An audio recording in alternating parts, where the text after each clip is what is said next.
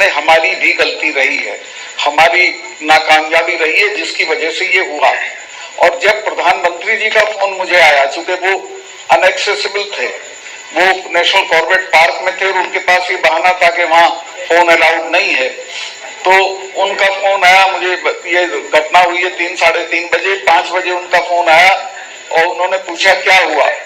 तो मैंने बताया कि साहब इस तरह से हमारे इतने जवान शहीद हो गए और ये हमारी गलती की वजह से हुआ, हमारी लापरवाही की वजह से हुआ। तो उन्होंने मुझे तत्काल कहा कि सतपाल इस पे बिल्कुल चुप रहिए, कुछ मत बोलिए। फिर 2 घंटे बाद नेशनल सिक्योरिटी एडवाइजर जो है अजीत डोभाल साहब, वो मेरे क्लास फेलो भी रहे, लॉ में हम साथ पढ़ते थे, उनका फोन आया कि सतपाल भाई इस पे कुछ बोलना नहीं है आपको। मैं समझा शायद ये कोई जांच वांच कराएंगे, तो मैं उसको प्रेजुडिस नहीं करना चाहता था, मैं नहीं बोला।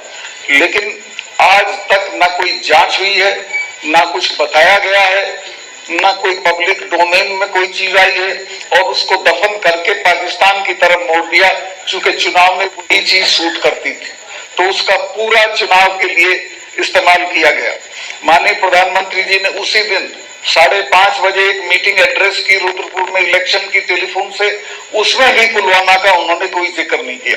इनको जो करना चाहिए था, इन्होंने कोई काम उस तरफ नहीं किया, वो सिर्फ उन्होंने पाकिस्तान की तरफ मोड़ा और फिर कहा कि हम अंदर घुस के मारेंगे।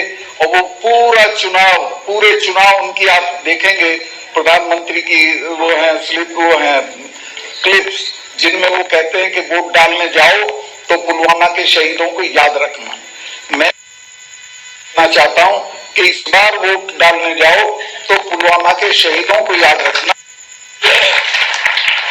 उनकी लाशों पे खड़े होकर जो सरकार बनी, उसने आज तक उस मामले की कोई जांच नहीं कराई। और आज मुझे अच्छा लगा कि आप लोगों ने प्रस्ताव पास कर दिया है कि इसकी जांच होनी चाहिए, श्वेत पत्र आना चाहिए और इसकी जांच सुप्रीम कोर्ट की देखभाल में होनी चाहिए।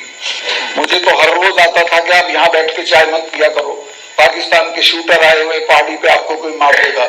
मुझे तीसरे दिन जनरल्स 2 मिलने आते थे कि साहब आप सड़क से क्यों जाते हो एयरपोर्ट, आपको बम्प ऑफ करने के लिए पाकिस्तान ने आईडी एक्सपर्ट भेजे हुए हैं।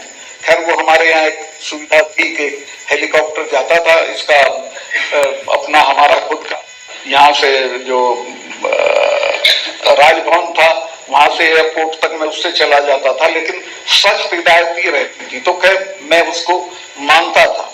लेकिन इसकी जो जानकारी थी कि ये पुलवामा में ऐसा होगा, वो मेरी जानकारी में नहीं।